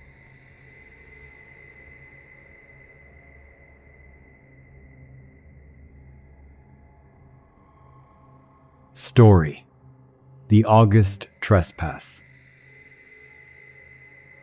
The night was thick with the oppressive heat of a late August evening back in 2009. My parents were out, a sacred ritual, their weekly date night. These weren't glamorous affairs. More often than not, they were the had one too many glasses of wine at dinner and inadvertently passed out in the back row of the movie theater kind of dates, leaving me to my own devices, a scenario I was usually quite comfortable with. I just returned from my afternoon jog, the sweltering air clinging to me like a second skin. A sheen of sweat covered my body, and the cool promise of a shower was an irresistible lure. Our old house, a charming but stubbornly unmodernized colonial, possessed no air conditioning. On days like this, it transformed into a stuffy, stagnant oven. To combat the suffocating warmth and encourage some semblance of airflow, I made a circuit of the ground floor, opening a few strategically chosen windows. I can still recall the distinct sounds, the protesting creak of the old wooden sash in the kitchen window as I pushed it upwards, the smoother glide of the two large windows set across from each other in the living room, their panes reflecting the fiery hues of the setting sun. And finally, the slight metallic groan of the casement window in the basement. I knew with certainty that I'd be spending my evening down there, enveloped in its subterranean cool, watching movies. The cold shower was a blissful shock to my overheated system. Afterwards, dressed in comfortable loungewear, I descended to the kitchen to prepare a simple dinner, a sandwich, and a bag of chips, the culinary pinnacle of solo evenings. With my makeshift feast in hand, I retreated to the basement, the air noticeably cooler, almost clammy, a welcome respite. I flicked on the television, navigated to Netflix, a novelty then, a portal to endless entertainment, and settled onto the worn, comfortable sofa, ready for a binge-filled night of new shows. I don't recall the precise moment I succumbed to sleep, but it must have been not long after finishing my food and stretching out. The combination of the run, the heat, the shower, and the comforting coolness of the basement must have conspired to lull me into an unplanned slumber. When I eventually awoke, it was with a jolt, a disorienting lurch from the depths of unconsciousness into a world utterly transformed. Darkness. Absolute, impenetrable darkness, save for the faint, ghostly luminescence cast onto the opposite wall by the dimly lit, still-playing television screen.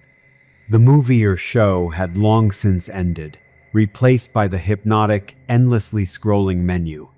A profound chill had settled over the basement, a damp, bone-seeping cold that made my teeth chatter. I could feel a persistent, cold breeze circulating the room, a tangible reminder of the window I'd left open for far too long. The August heat felt like a distant, fevered dream. Shivering, I pushed myself off the sofa and walked over to the light switch, a solitary toggle located at the bottom of the narrow basement stairs. The sudden glare of the bare overhead bulb was momentarily blinding. I crossed to the window, its glass beaded with condensation from the stark temperature difference, and wrestled it shut, the latch clicking firmly into place. Then, I returned to turn off the television, gathered my plate and empty chip bag, and began the ascent upstairs, my mind still fuzzy with sleep. When I reached the ground floor, all the lights were off. A stark, immediate indication that my parents were still not home from their extended date. The house felt unnervingly quiet, the silence amplified by the lingering chill from the basement. I cleaned my dinner dishes, the clinking of ceramic against the sink echoing unnaturally loud, placed them in the dishwasher, and then moved to close the kitchen window above the sink, the night air outside now carrying a cooler, fresher scent. Just before I turned to head up to my own bedroom for the night, a thought snagged at the edge of my sleep-addled brain. The living room windows. They were still open. With a sigh, I padded into the living room. I walked over to close the first window, the one by the television, its curtains swaying gently in a phantom breeze. Then I moved to the next, located near the front porch, its view obscured by the thick foliage of the overgrown bushes outside. It was here that I noticed something amiss. My mom's favorite ceramic vase, usually a cheerful sentinel on the small end table in front of this window, filled with an array of surprisingly realistic fake flowers, was no longer on the table. It lay on its side on the hardwood floor, the colorful plastic and silk flowers splayed out around it in a chaotic, unnatural bloom. I didn't think much of it at the time, my mind still sluggish. Maybe a particularly strong gust of wind had billowed the curtains inwards with enough force to tip it over. Plausible enough. I closed the window, the latch clicking shut with a satisfying finality, and then bent down to start picking up the scattered flowers, intending to right the vase. As I was carefully gathering the synthetic petals, my fingers brushing against the cool, smooth ceramic, I heard it. A faint, almost imperceptible sound, yet utterly distinct in the profound silence of the house. A high-pitched, metallic squeak. The kind of sound a door handle makes when it's being slowly, cautiously twisted. I froze, mid-crouch, listened. Every nerve ending suddenly, painfully, alive.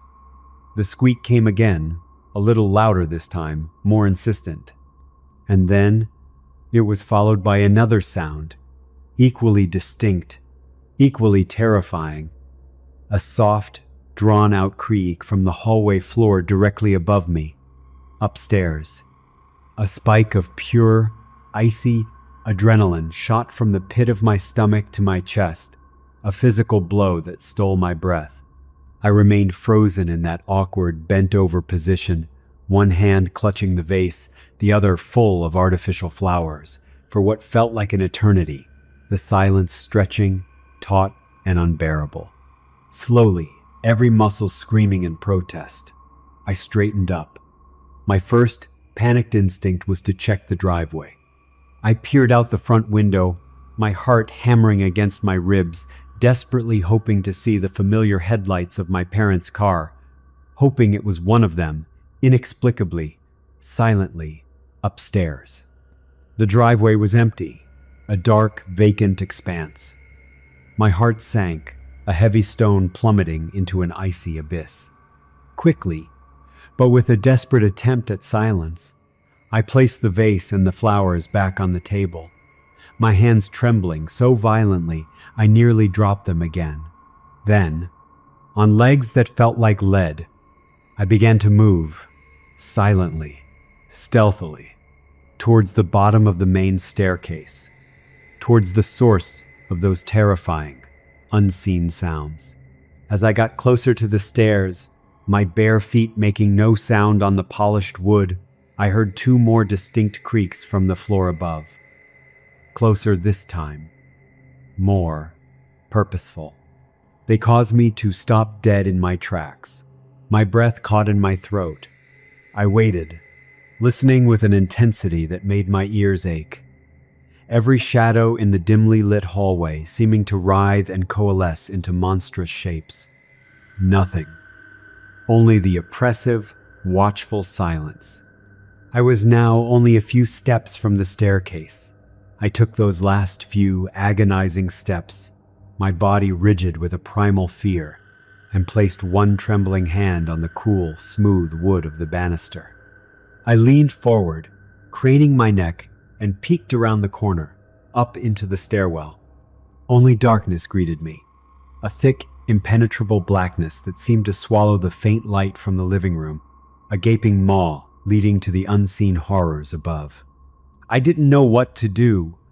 My mind raced, a chaotic jumble of terrifying possibilities. Do I flick on the stairwell lights, announcing my presence, letting the potential intruder in my house know that I was aware, that I was coming upstairs?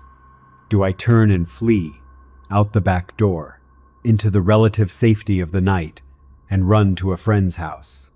Do I call my parents, risk their disbelief, their panicked, possibly unhelpful return? Or do I, as the crude saying goes, grow a pair and just go upstairs, confront whatever or whoever was there?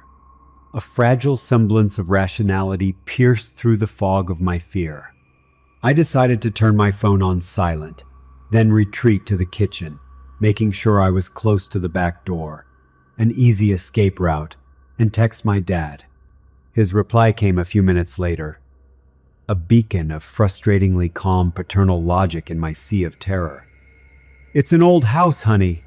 It's just settling after a really hot day. Those old timbers contract and expand." I frantically typed back, "But Dad, I heard a door handle, a squeak like someone was turning it. His response was equally dismissive, equally designed to soothe. Probably just a window still open upstairs. The wind can do funny things. Knock a door against its frame, make it sound like the handle is moving. Was that it? Could it truly be that simple? An old house, a hot day, a stray breeze. A huge, tangible chunk of my anxiety began to fade, replaced by a sheepish relief. My dad was usually right about these things. I felt a little foolish for my panicked reaction. So, I decided to grab a glass of water from the now chilled kitchen and head on up to bed. The night was late, and I was exhausted. I flicked on the lights for the stairs, the sudden illumination chasing away the menacing shadows, and started making my way up. Slowly, though, that tiny, residual knot of unease still lingered in my stomach. When I reached the top of the stairs, I noticed that all of the bedroom doors along the hallway were wide open. My parents' room and the spare bedroom were on the left.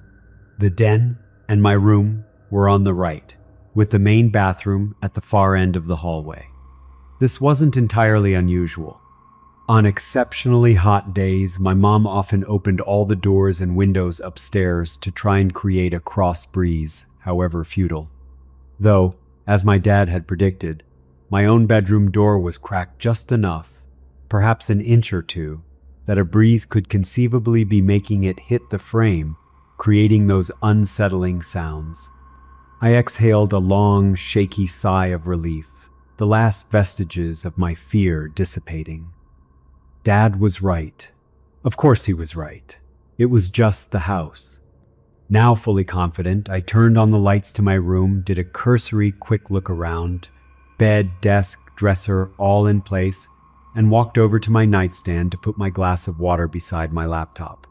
Then, I headed off to the bathroom to brush my teeth and get ready for bed, the earlier terror now feeling like a distant, slightly embarrassing memory. As I lay in bed, propped up against my pillows, trying to lull myself to sleep, I was watching my favorite reruns of Seinfeld on my laptop, the familiar theme song and laugh track a comforting, mundane presence in the quiet room. Then, out of nowhere, from the direction of my closet, I heard a sound. A slow, deliberate, dry scraping sound, like fingernails or something rough, being dragged slowly, meticulously, across the wooden surface of my closet door. My blood ran cold. I quickly, silently flicked on the lamp beside my bed, bathing the room in a warm but suddenly insufficient glow. My closet door, the one I was positive had been firmly closed when I entered the room, was now cracked open, ever so slightly, just a sliver of darkness visible beyond its edge. Questions, sharp and terrifying, started racing through my head. Was it open the whole time? Had I just not noticed in my earlier cursory scan? Was it closed when I came in? I knew it was. I was positive it had been closed. My mom was a stickler for closed closet doors. Before I even had time to rationalize these new horrifying thoughts, before I could even begin to formulate an explanation, I heard it. The most disturbing, creepy, quiet, utterly sinister laugh I have ever heard in my life. It wasn't loud. It was soft, breathy, almost a chuckle, but laden with an ancient, unspeakable malice. It seemed to emanate from the very shadows in the room, from the darkness behind that slightly ajar closet door. No horror movie, no sound effect, no feat of auditory engineering could ever replicate the pure, unadulterated dread that sound instilled in me. It was the sound of madness, of something broken and deeply, terribly wrong. My body reacted before my mind could catch up. As soon as I slid my laptop off my legs, the sound of it thudding onto the duvet, unnaturally loud in the sudden, terrible silence, the closet door burst open with a shocking, explosive violence, slamming against the adjacent wall. And someone, something, was standing in the shadowed recess of the closet. My clothes, hanging neatly on their hangers, partially obscured their body and face, creating a grotesque, shifting veil. I squinted, my eyes wide with a terror that was rapidly eclipsing anything I had ever experienced. And then, as the figure took a hesitant, shuffling step forward into the slightly better light of the room, I saw her. It was the most sickly, the palest, the absolute dirtiest woman I have ever laid eyes upon. For the split second that I saw her clearly, before my mind recoiled in abject horror, the image was burned into my brain, a permanent, searing brand of terror. She had no shoes on her disgusting, dirt-caked, grotesquely swollen feet. The nails yellowed and broken. Her skin was a sickening, almost translucent white, like old parchment stretched taut over bone, marred with an array of angry red cuts, some fresh and weeping, others scabbed over with dark, dried blood that trailed in gruesome rivulets from her face, down her emaciated arms, all the way to her filth-encrusted legs. She was wearing what I could only assume used to be a white nightgown, but it was now a discolored, tattered mess of dirt, grime, blood, and God only knew what other unidentifiable, noxious substances. It hung limply on her skeletal frame. Her face, oh God, her face. It was gray, the skin almost translucent, revealing a roadmap of prominent, throbbing blue veins beneath. It was sunken in, gaunt, her cheekbone sharp and prominent, closely resembling a decaying skeleton. The rest of her face, her eyes, her mouth, were partially hidden by a curtain of my own brightly colored shirts and dresses hanging in front of her, a macabre, almost mocking juxtaposition. She took another shuffling, unsteady step forward, her movements jerky and unnatural. And then she spoke, her voice a quiet, grumbling, incredibly raspy whisper, like stones grinding together, a sound that seemed to claw at the inside of my ears. "Have you seen my baby?" That was enough. That was more than enough. The question, so incongruous, so utterly mad, delivered in that horrifying voice by that nightmarish apparition, shattered the last vestiges of my paralysis. I grabbed my phone from the nightstand, my fingers fumbling, and I ran. As soon as I was halfway out my bedroom door, a raw, unearthly shriek ripped through the air behind me, a sound of pure, unadulterated rage and despair. "Give me back my baby!" It was followed by the violent, chaotic thrashing of clothes hangers, the tearing of fabric, as she presumably erupted from the closet in pursuit. I ran as fast as my legs could carry me, down the short hallway, to the upstairs bathroom, slamming the door shut behind me and fumbling frantically with the flimsy lock, my breath coming in ragged, sobbing gasps. It was only a second later, not even enough time for a single, coherent thought to form, that I heard a huge, deafening crash against the bathroom door, the wood shuddering violently under the impact. It was followed by the woman screaming again, her voice no longer a raspy whisper, but a high-pitched, demonic howl, demanding over and over that I return her baby to her. My fingers, slick with sweat, finally managed to dial 911. The operator's calm, professional voice was a lifeline, an anchor of sanity in the swirling vortex of my terror. I babbled out my address, my situation, the operator assuring me, with a calmness that felt almost surreal, that police would be there as fast as they possibly could. I jammed my bare feet against the bottom of the door, my back pressed hard against the cold porcelain of the sink, using my entire body as a barricade, trying with every ounce of my strength to make sure that flimsy wooden door stayed closed, that the lock held. The woman, however, would not let up. Her shrieks, if it were possible, became even more unhinged, morphing into low, guttural, demon-like grunts and snarls. Her banging on the door escalated, no longer just frantic pounding, but heavy, rhythmic, bodily blows, as if she were throwing her entire emaciated weight against it, again and again. The door frame began to splinter, the wood groaning in protest.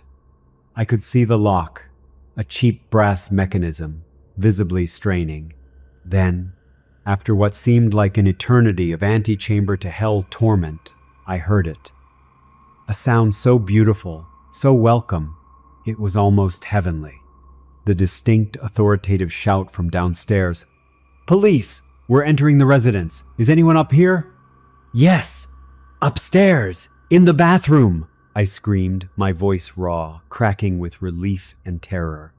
What followed was a cacophony of terrifying sounds. The heavy thud of police boots on the stairs. The officers yelling commands. "Police! Show us your hands! Get down on the ground!" And interwoven with their shouts, the continued, inhuman growling and snarling of the woman. There were sounds of a violent struggle, furniture crashing, more guttural roars. The officers, as I later learned, ended up having to pepper spray the woman. And even then, it took 3 of them, 3 strong, trained police officers, to finally wrestle her to the ground and restrain her. She was yelling, thrashing, spitting, in what they described as a completely possessed-like state the entire time, her strength utterly disproportionate to her skeletal frame. I did not come out of that bathroom, not even when the shouts subsided, not until one of the officers, his voice calm but still laced with a lingering tension, assured me repeatedly that she was out of the house, secured, and that it was safe. The cops, in their report and in their subsequent conversation with me, told me she was likely high on a potent cocktail of drugs, or perhaps an escaped mental patient from the institution in the next county over. A tragic, disturbed individual. I tried telling them about the laugh, about the inhuman sounds she made, about the feeling that she was something else, something more than just a mentally ill woman. They listened, nodded politely, but ultimately chalked it all up to the woman just needing her medication and the understandable trauma of my experience. My parents arrived home shortly after I'd given my initial trembling statements to the police, their faces ashen with shock and a dawning horrified guilt when they saw the state of the house. The splintered bathroom door, the lingering aura of violence and terror. We moved out of that house a month later. We couldn't stay. Every shadow, every creak, every whisper of the wind was a reminder. That was one night I was home alone that, sadly, tragically, I will never, ever forget. The image of that woman, her sunken eyes, her tattered nightgown, her chilling, desperate question, is a ghost that still walks the darkened hallways of my mind.